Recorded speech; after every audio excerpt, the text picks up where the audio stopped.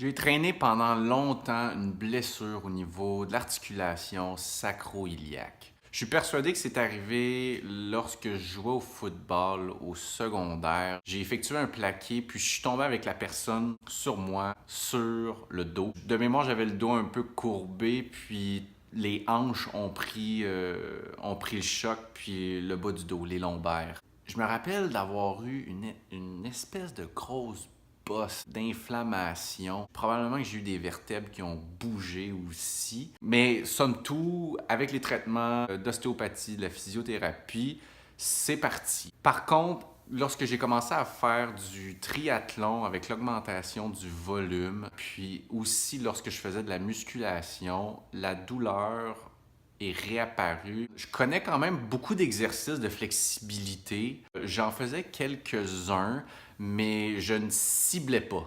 Bon, cordonnier mal chaussé, probablement. Puis récemment, parce que la douleur a perduré dans le temps pour à peu près, je vous dirais peut-être 4 ans, sans nécessairement hypothéquer mes entraînements, du moment que j'ai pratiqué l'exercice de rotation du tronc couché au sol, ça l'a ciblé exactement où est-ce que j'avais mes douleurs. Il y avait un certain blocage lorsque j'effectuais le mouvement, puis après 2-3 semaines de pratique, j'ai eu une espèce de pop! J'ai senti l'articulation bouger et se replacer, puis depuis ce temps-là, j'ai introduit cet exercice-là dans ma routine et je n'ai plus mal au dos. Ça arrive de temps en temps où est-ce que je ressens une certaine sensibilité, mais compte tenu que j'y fais de plus en plus attention, je suis capable de la gérer puis même de la faire disparaître pour une bonne période de temps. Donc je vous montre c'est quoi l'exercice, le trunk twist, la rotation du tronc au sol. C'est très relax comme étirement. C'est le fun à faire. Vous pouvez le faire en regardant la télévision. Encore une fois, l'important, c'est de trouver des moments pour introduire vos pratiques d'exercice de foam roller, automassage et flexibilité. Donc, c'est parti.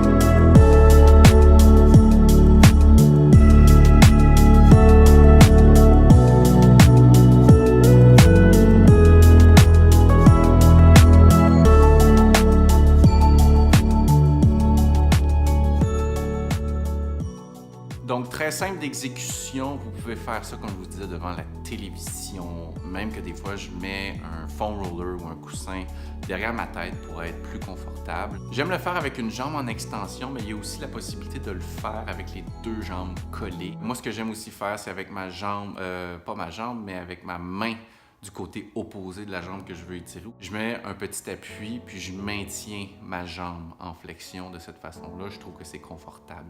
Autre point important aussi, c'est d'essayer de maintenir les épaules en contact avec le sol. Si vous manquez de flexibilité ou de mobilité, ça se peut que du côté où vous tournez, le côté opposé, l'épaule va tendre à décoller du sol. Donc, concentrez-vous à garder les épaules bien en appui, puis par la suite, vous allez voir après plusieurs pratiques, la mobilité et les degrés que vous allez aller chercher vont augmenter, puis vous allez pouvoir apprécier une meilleure rotation au niveau du tronc. Donc à pratiquer si jamais vous avez le même problème que moi ou tout simplement pour garder une bonne santé au niveau de la colonne vertébrale, c'est très intéressant à introduire, puis ça fait du bien.